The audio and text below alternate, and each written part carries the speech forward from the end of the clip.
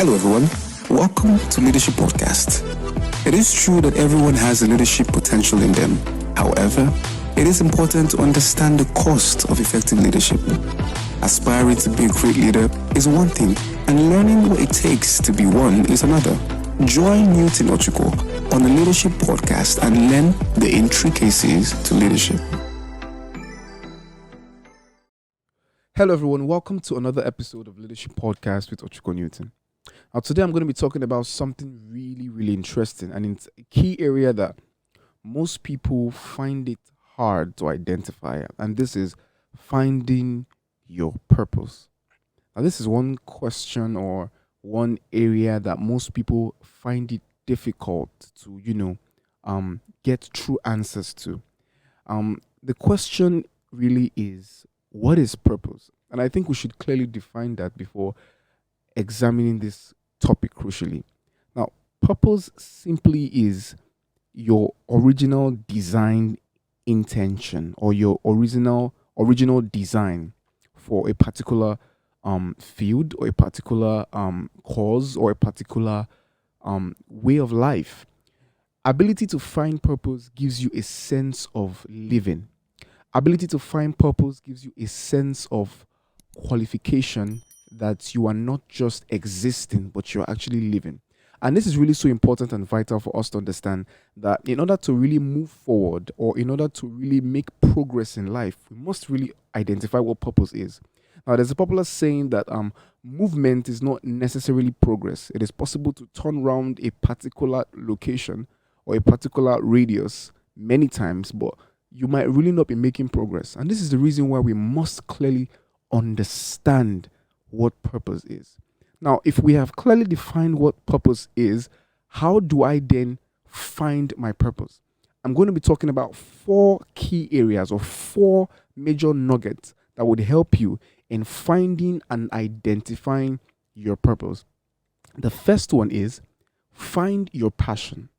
Now, this is so important because you are not really called to do everything. There is a key area that you have been designed to specialize in. There is a key area that you have been designed to function in. We know most people are, jack of all trades and all of that, but what would make you stand out from the crowd is your ability to identify a certain niche, occupy it, and gain prominence in that niche. But the question is, how do I find it? How do I know this is what I'm called to do? How do I know this is where I'm supposed to function? This has to be boiled down to purpose, to passion rather. You see, you really will not function well in an area if you don't have passion for that area. And this comes to finding your passion. What is the thing that you do with the thing you do with pleasure and requires sometimes little or no energy?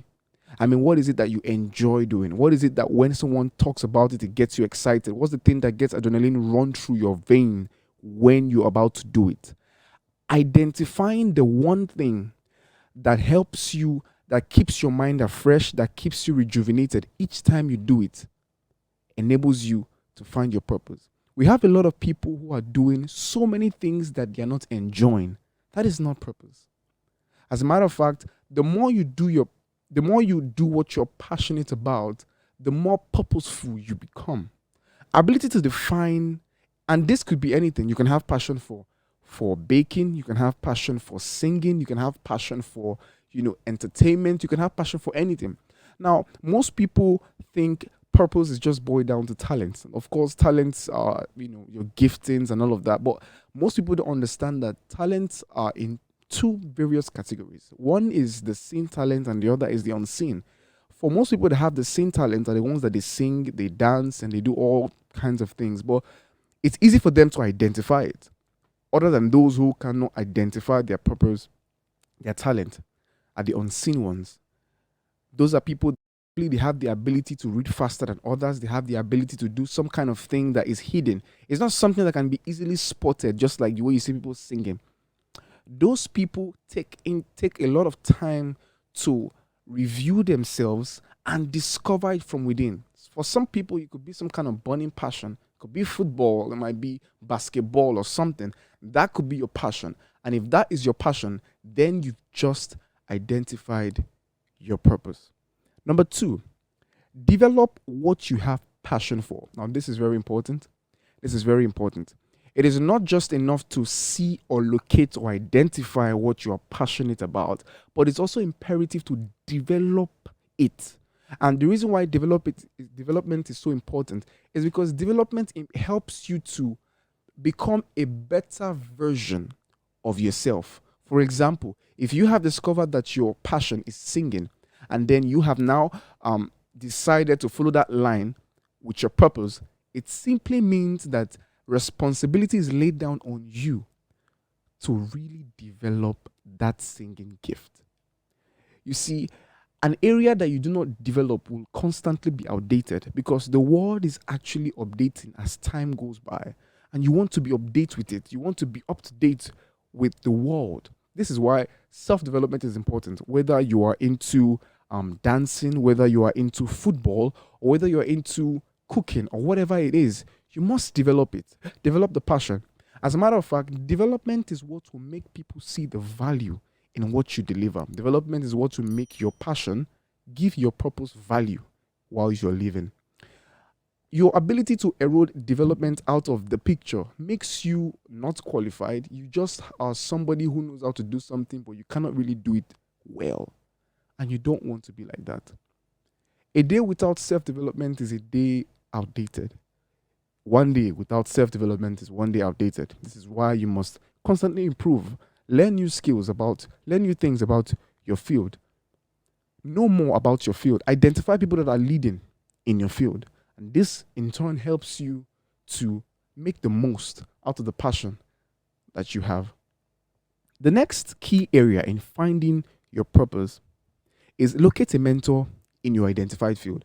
Now, this is something that most people ignore, and this is very critical and crucial. You must identify this. You must identify a mentor. A mentor is somebody who sees afar from you. Your expectation is already someone's experience. Where you want to be, someone has been there before. Even the Bible puts it like this in Jeremiah. It says, seek and ask for the old pathways. You know, it's important that you ask people direction to where it is you're going, especially people that have been there before. It helps you not to make some errors. It helps you to navigate properly because people have seen the errors and then you are standing on their shoulders not to make the same mistakes. And this is really important. You must be able to identify the difference between a mentor and a coach. Most of the times, a mentor would not do what a coach would really do for you. And if you want to really know the difference between a mentor and a coach, you might want to look at another episode of mine talking about the difference between a mentor and a coach. But I want you to really understand this. In order for you to gain prominence, in order for you to even gain more influence, in order for you to looking for a mentor is like a shortcut to getting to where you want to get to. And it helps you not to make crucial mistakes and crucial errors. If you are into dancing, get a mentor who dances. If you're into singing, get a mentor who sings.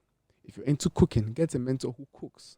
Get somebody. You cannot get to that destination on your own. Of course you can, but it will take you time.